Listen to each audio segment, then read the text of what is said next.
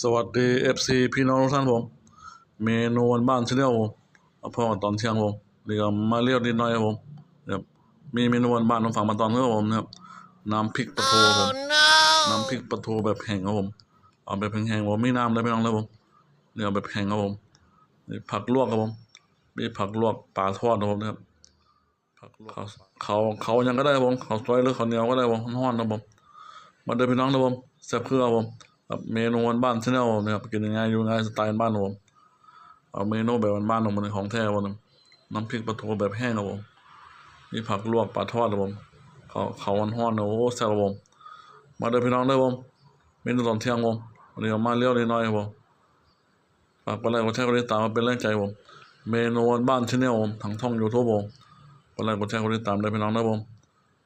ขอบคุณหลายที่เขามารับชมผมคลิปนี้ไว้แค่นี้ผมคลิปหน้าพอกันไหมพี่น้องเด้อผมขอบคุณหลายที่เขามารับชมผมกดไลค์กดแชร์กดติดตามผม